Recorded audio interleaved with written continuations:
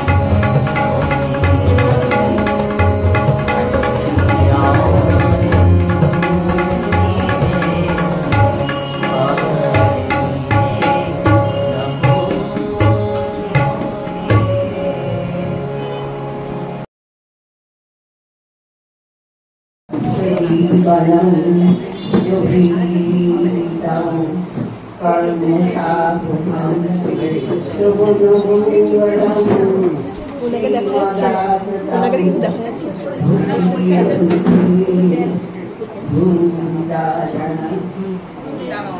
গুরু শিষ্য সংবাদ আজ মঙ্গলবার অমাবস্যা সন্ধ্যা হয়ে গেল।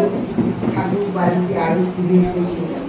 দ্বাদশী মন্দিরে, রাধাকান্তের মন্দিরে ও ভবতারিণী মন্দিরে শঙ্খ ঘণ্টা দিয়ে মঙ্গল বাজনা আরো সমাপ্তি হইবে। নিজের ঘর দক্ষিণের বারান্দায় আসিয়া বসিল। চতুর্দিকে দিদির আঘাত কেবল ঠাকুর বাড়িতে প্রাণের দিক হইতে ভাগীরথী বক্ষে আকাশের কালো ছায়া পড়িয়াছে। অমাবস্যা ঠাকুর সহজেই আবহাওয়া আর ভাব ঘনীভূত হইয়াছে। শ্রীমুখে মাঝে মাঝে কোন উচ্চারণ ও মার নাম করিতেছে। গ্রীষ্মকাল, ঘরের ভিতর বড় গরম, তাই বারান্দায় আসিয়াছে। একজন ভক্ত একটি মসলন্দের মাটি দিয়েছেন, সেইটি বারান্দায় পাতা হইল। ঠাকুরের অপভূষিত মার চিন্তা শুইয়া শুইয়া মনের সঙ্গে ফিসফিস করিয়া কথা করিতেছে। শ্রীরামকৃষ্ণ, দেখো ঈশ্বরকে দর্শন করা যায়। অমুকের দর্শন হয়েছে, কিন্তু কারোকে বলো না। আচ্ছা, তোমার না নিরাকার ভালো লাগে? মনি, আচ্ছা এখন একটু নিরাকার ভালো লাগে। তবে যে তিনি এসব থাকার শ্রীরামকৃষ্ণ, দেখো আমার দিন ধরে মতিশিলের ঝিয়ে গাড়ি করে নিয়ে যাবে, সেখানে মুড়ি পেয়ে দাও। মাছ সব এসে মুড়ি খাবে। আহা, মাছগুলো ক্রিয়া করে বেড়াচ্ছে, দেখলে খুব আনন্দ হবে। তোমারও উদ্দীপন হবে, যেন সচ্চিদানন্দ সাগরে আত্মার নীল ক্রিয়া করছে। এমনি খুব মাঠে দাঁড়ালে ঈশ্বরীয় ভাব হয়, যেন ভাবির ভেতর মাছ উঠে গেছে। তাকে দর্শন করতে হলে সাধনের দরকার। আমাকে কত সাধন করতে বেশ তলায় কত রকম সাধন করেছি। গাছতলায় পড়ে থাকতো, মা দেখা দাও বলে চোখের জলে গা ভেসে যেত। মন আপনি কত সাধন করেছে, আর লোকের কি এখানে হয়ে যাবে? বাড়ির চারিদিকে আঙ্গুল ঘুরিয়ে দিয়ে একটি দেয়াল হয়, সে রামকৃষ্ণ সাহায্য। অমৃত বলে একজন আগুন ঘুরিয়ে 10 জন পড়ে। আরেকটি কথা, নিত্যে করছে লীলায় থাকা হবে। মনি, আপনি বলেছেন লীলা বিলাসের জন্য? শ্রীরামকৃষ্ণ, না, লীলাও সত্য। আর দেখো, যখন আসবে তখন হাতে করে একটু কিছু আনবে। নিজে বলতে নেই, অভিমান হয়, অধর্ষেন্দ্র বলি 1 পয়সা কিছু নিয়ে। ভবনাথকে বলি 1 পয়সার পান আনি। ভবনাথের কেমন ভক্তি দেখেছ? নরেন্দ্র ভবনাথ যেন নরনারী। ভবনাথ নরেন্দ্র অঙ্গত। নরেন্দ্রকে গাড়ি করে খাবার আনবে, এতে খুব ভালো হয়। জ্ঞান পথ ও নাস্তিকতা, জ্ঞান ও ভক্তি দুই পথ। ভক্তি পথে একটু আচার বেশি করতে পারে। জ্ঞান পথে যদি অনাচার কেউ করে, সে নষ্ট হয়ে যায়। বেশি আগুন জ্বালিয়ে কলা গাছটাও ভেতরে ফেলে দিলে উড়ে যায়। জ্ঞানী পথ বিচার করে। বিচার করতে করতে নাস্তিক ভাব হয়তো কখনো কখনো এসে হয়। ভক্তের আন্তরিক তাকে জানবার ইচ্ছা থাকে, নাস্তিক ভাব গেলেও সে ঈশ্বরটা ছেড়ে দেয়। যার পাপ মেটানো চাষাগিরি করে এসছে, হাজার সুখা বৎসরেও ফসল না হলেও সে চাষ করে। ঠাকুর তাকিয়ার উপর মস্ত তাকিয়া শুয়া শুয়া কথা করিতেছে। মাঝে মাঝে নদীতে বলিতেছে, আমার পাতা একটু কামড়াচ্ছে, একটু হাত তুলিয়ে দাও তোরা। তিনি এই অহেতুক কৃপা সিন্ধু গুরুদেবের পাদপদ্মে সেবা করিতে করিতে শ্রীমুখ হইতে সিংহধ্বনি শুনিল।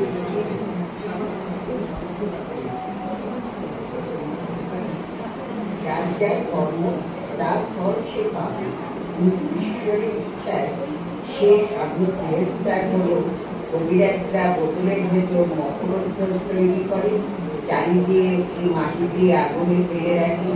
বোতলের ভিতর যে সোনা আছে সেই সোনা আগুনের তাকে আরো অন্য জিনিসের সঙ্গে মিশে মকরধ্বজ করে। তখন কবিরাজ বোতলটি লয়ে আস্তে আস্তে ভেঙে ভেতরের মকরধ্বজ রেখে দেয়। তখন বোতল ঠাকুরের বাড়ি আর জেলের বাড়ি। তেমনি লোকে ভাবে সাধুকে মেরে ফেলে, কিন্তু হয়তো তার জিনিস তৈরি হয়ে গিয়েছিল ভগবান লাভের পর শরীর ঠাকুরের বাড়ি আর জেলের বাড়ি।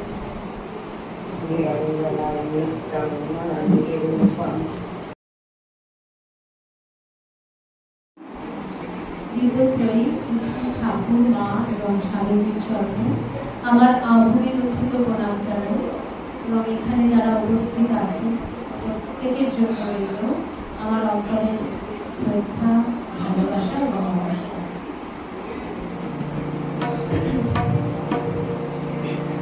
প্রথমে আমি একটি সঙ্গীত পরিবেশন করব, যে সঙ্গীতটি লিখেছেন কবি জ্ঞানপ্রকাশ ঘোষ। আমি শুনে শুনে ওগো তোমায় ছুঁয়ে যাব। সঙ্গীত এমনই একটা বিষয় যা দিয়ে আমাদের যে মধ্যেকার যে বিমুক্ত ভাব তাকে আমরা মুক্ত করে দিই সঙ্গীতের মাধ্যমে। সঙ্গীত দিয়েই আমরা একটা যেন অদৃশ্য সুতো সঙ্গীত, এবং এই সুতো দিয়েই যেন ভগবানের শ্রীচরণে আমরা পৌঁছবার চেষ্টা করি।